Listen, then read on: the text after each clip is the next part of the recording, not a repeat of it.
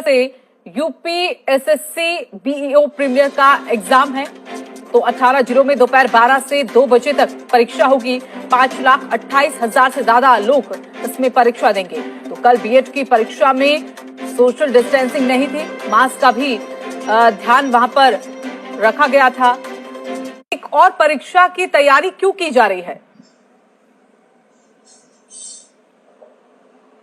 बिल्कुल रितु, आपको बता दें, जिस तरह से कल बीएड की परीक्षाओं के लिए जो तैयारियां की गई थी, वो बात अगर हम करें प्रशासन की तरफ से, तो साफ तौर पे देखिए वो कहीं से नजर नहीं आई। क्योंकि जिस तरह से विद्यालय के अंदर में सोशल डिस्टेंसिंग की धज्जियां उड़ी, जिस तरह से छात्रों का साफ तौर पे कहना यह था कि क्लासरूम में किसी भी तरह के नियमों का पालन नहीं किया गया, जिसका टेम्परेचर 100 से ऊपर था उसको भी एक ही कमरे में बिठाया गया। तो जाहिर सी बात है, ऐसे में जो संक्रमण फैलने की आशंका है, वहीं पर जिस सिग्नेचर शीट पर साइन कराए जा रहे थे, एक ही शीट जो है वो सभी बच्चों को दी जा रही थी।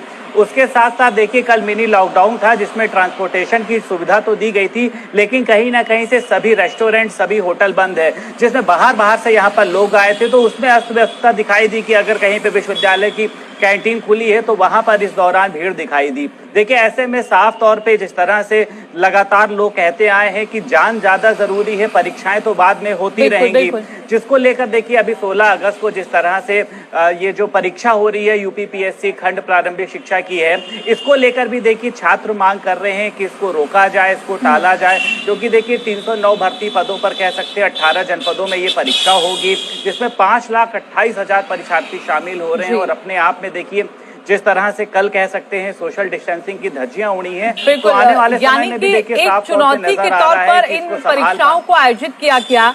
और लीपापोती साफ तौर पर कहीं ना कहीं कल बीएड के एग्जाम से हमने देख भी लिया कि किस तरह से सोशल डिस्टेंसिंग बिल्कुल नहीं रही। और जैसा कि आप बता रहे हैं, तापमान जितना भी हो, एक ही रूम में सभी बच्चों को यहाँ पर बिठाया जा रहा है।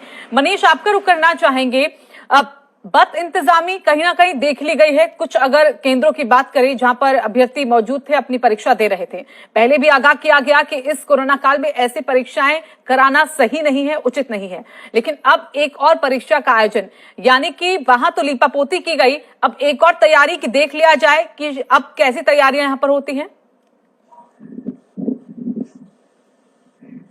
जी रितु, देखिए बिल्कुल जिस तरह से सरकार ने दावा किया था, सरकार के दावे अलग होते हैं, लेकिन जो जमीनी हकीकत होती है वो बिल्कुल अलग होती है। कल जो बीएड का एग्जाम हुआ वो साफ तौर पर वहां पर देखने को मिला कि सरकार की तरफ से तमाम दावे किए गए थे, लेकिन वो सभी दावे पूरे नहीं हो सके।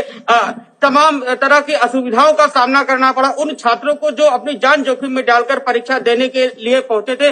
और इसी तरह से जब 15 तारीख को फिर से एग्जाम होगा तो ये दिक्कतें फिर से सामने आएंगी।